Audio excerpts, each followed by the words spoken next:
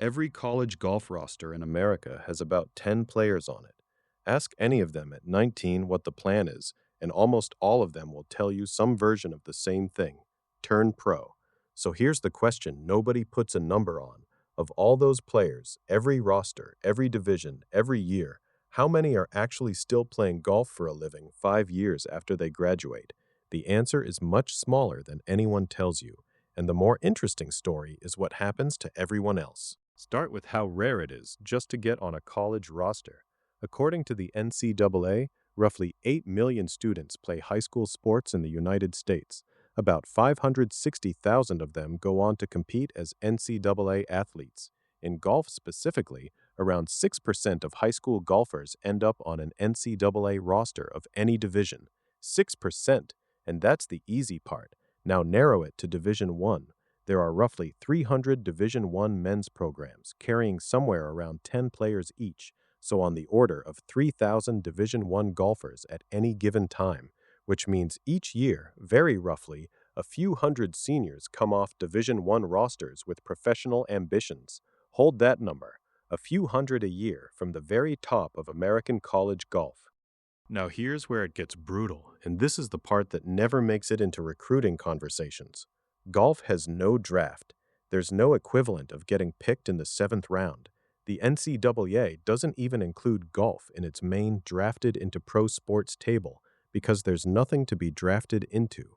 You don't get selected. You have to go and take it. So how many formal doors actually exist? Door 1 is PGA Tour University. After the NCAA Division I championship each year, the top 25 eligible players in the final PGA Tour U ranking earn some form of professional status. But look closely at what that status is. Only the number 1 player earns PGA Tour membership. Players ranked 1 through 10 get Korn Ferry Tour status. The rest get PGA Tour Americas, a developmental tour. 25 players from the entire country and 1 card at the top. Door 2 is Q School. In a typical year, well over 1,000 players enter. At final stage, only the top 5 and ties earn PGA Tour cards. In the most recent edition, that was 5 players. The next 40 and ties, 48 golfers, earned Korn Ferry Tour status instead. Door 3 is the long way. Mini tours, PGA Tour Americas, foreign circuits, grinding for years, paying entry fees, hoping to climb. And even if you get onto the Korn Ferry Tour, that's not the destination either. In the 2025 season, only the top 20 players on the Korn Ferry points list earned PGA Tour cards for the following year. Finish 21st after a full season of professional golf, and you go back and do it again. So stack it all up, a few hundred serious Division I prospects each year, 25 PGA Tour U slots, 5 Q School cards, 20 Korn Ferry graduates. Those pools overlap heavily. They're the same elite handful of players moving through different doors. The honest read of everyone who finishes a college golf career intending to play professionally, the number still making a living from tournament golf 5 years later is somewhere in the low single digits as a percentage. Not 30%, not 10, low single digits. And that's not a knock on anyone's talent. Those are just the number of chairs in the room. The NCAA College has a line it uses across every sport, and in golf it's almost literally true. 98% of NCAA student athletes go pro in something other than sports. Which brings us to the part nobody makes a video about. Where does everyone else end up?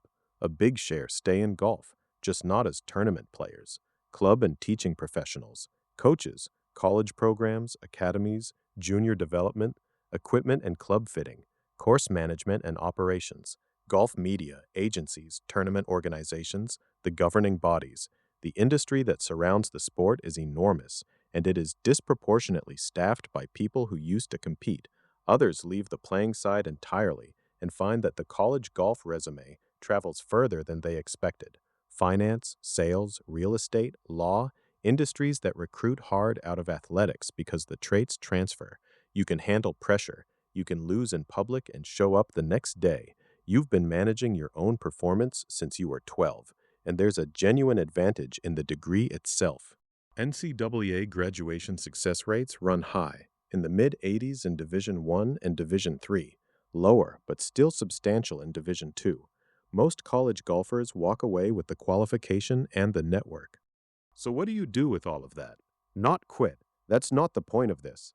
The point is that the pathway you're on has two possible outcomes, and almost everyone is only planning for one of them.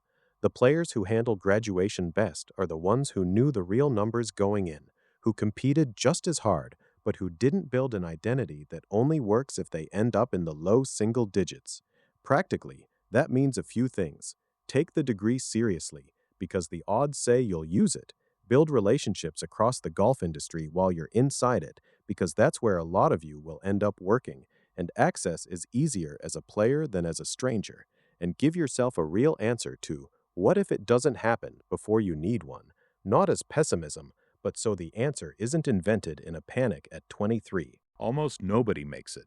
That's the data, and no one says it plainly enough. But almost everybody lands somewhere, and a huge number of them land somewhere in golf, doing something they still love, just not the thing they pictured at 19. That's not failure. That's the actual shape of this sport, and it's better to know it now than to find out the week after your last college event.